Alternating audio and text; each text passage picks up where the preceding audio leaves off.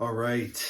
I'm not sure what day it is, but we are into the 30 videos in 30 days. So every day, post a video, just set the camera up, hit record, go until you're done, stop it, upload, no edits, no stopping to correct yourself, nothing like that. Just let it rip. So here we are. Again, it's been a great learning experience. Today it is 8-ish, maybe a little after 8 my time. I'm in Mountain Standard Time.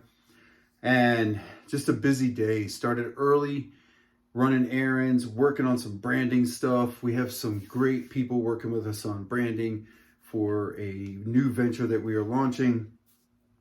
And then got to go coach jiu-jitsu at noon for 90 minutes. That class is kind of a hybrid. It's not really a regular class and it's not really a competition practice session, but it's somewhere in between. That's been a fun experiment because what I'm finding is that people who don't want to come to comp team every day do like to come to a more intense class once a week.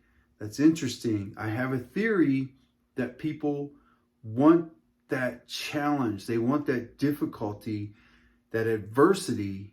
They want to know that they're resilient enough. They want to know that they can show up and get it on when they have to. But they don't want to have to do it every day. See, the comp team is Monday through Friday, 6 a.m. to 7 a.m. That's just the only time that works. Our gym is large. We have every single day over 100 students in classes all day long. And finding mat space is a challenge. So the only time that we could realistically have a jiu-jitsu specific comp team practice where we work on things that are just 100% geared towards competing, the only time we could do that is before everything else. There just wasn't another time. So it is a sacrifice on the part of all the athletes that come to that class. They have to get up early. They have to be there by 6, ready to go at 6, not 5 after, 10 after, but they have to be there usually by 5:45. Everybody has arrived and they are warming up and getting ready to go. And then we get after it. Now, for most people, that might be a little much. For the people that are kind of like me, my people, I guess you would say, that's just another day and we dig it and we're looking forward to that. Also kind of like the exclusiveness of being one of those people that can get up and show up no matter what. Because they all have kids, they all have jobs, they all have responsibilities, but they still show up every morning and train hard. 100%. Like, yeah, it's a whole other. Think of a high school, college wrestling practice, but with gis on. That's your jiu-jitsu comp team. So those guys get after it. And what I'm seeing is that while there's that core group of people that are definitely my people that just want to be there every day, Monday through Friday, get after it, have nothing left in the tank, do the hardest thing you can imagine first thing of the day, and then the rest of the day is easy. There are also some people who want to come to regular classes 2-3 times a week, maybe get some rounds in here and there, do an open mat where the pace is kind of consensual. We're going to roll at the pace we both agree to. We're going to be cooperative. But then Saturday, they want to come out and they want to go all gas pedal, no brake. And that's been interesting. It's really cool. So today we worked on something. We worked on false reap, which is specific to competition jiu-jitsu. We worked on how to get into that from a shin on shin or a reverse de la Hiva. How does that look? How do we get there? I don't teach specific techniques. I teach movement. I coach movement. Movement is more important. You will figure the other stuff out. And we start with situations and we create from there tasks. We create constraints that keep people where I want them to be so that they move towards the end state that I want to see from them. So there's an incentive to go this direction. with tasks that they have to accomplish. The tasks are the things, and those things are the behaviors that we want to bring out of them in this movement. So game-like conditions, moving with match intensity, and in a specific, very specific manner.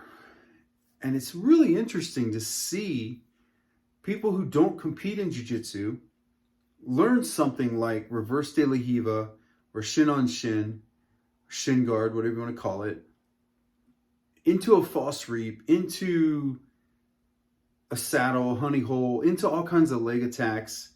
It's interesting to see people who would have no interest in those things, reasonable interest in those things, meaning that they don't compete, they're not going to compete, they have no interest in competing, but they're learning competition specific things at a competition pace. And they're digging it. It's very interesting to me. And it makes me wonder if sometimes maybe jiu-jitsu or fight sport gyms are missing out on something when they are building their community and building their culture. Because you will hear people tell you, you can't have people spar, you can't have people go hard, they'll quit. People are soft nowadays. It's not like it used to be back in the day where 3 or 4 people out of maybe 50 or even 100 would stay and make it to blue belt. And then maybe 2 of those guys would make it to purple. Maybe those guys would make it to brown. And for sure, only 1 was going to make it to black belt. Because it's just too hard to sustain this effort.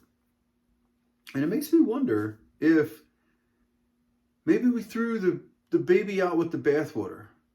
Maybe we threw away a little too much of that. Because I'm seeing people, I'll give you an example. Comp team is in the mornings, arguably the hardest jiu-jitsu class we have. It's at 6 in the morning. Means they probably have to get up around 5, 4:30 or 5. And then we're going to go hard. People puke. People have, you name it, it happens. People get black eyes, pop ribs, bloody noses, lips, everything. It's a hard charging practice. But it's one of the biggest morning classes we have. It's actually bigger than the regular morning class. Maybe people do crave adversity that much.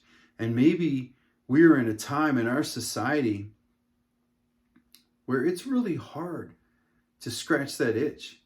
It's really hard to find that challenge outside of going outside and running a marathon every day or doing something self-initiated. You're not going to find a whole lot of things that are going to push you out of your comfort zone. There's a reason the book, The Comfort Crisis, was written. And it was titled as such, The Comfort Crisis. We've never been more comfortable in recorded history. And we've never been more dissatisfied. Mental illness is, it seems like they add new ones every day.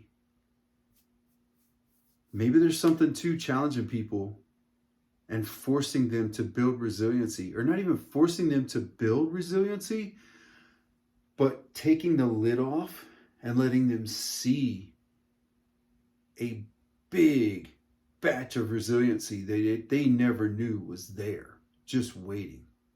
Something to think about. It's something I've been thinking about a lot the last 3 months as I've watched this Saturday hybrid class grow.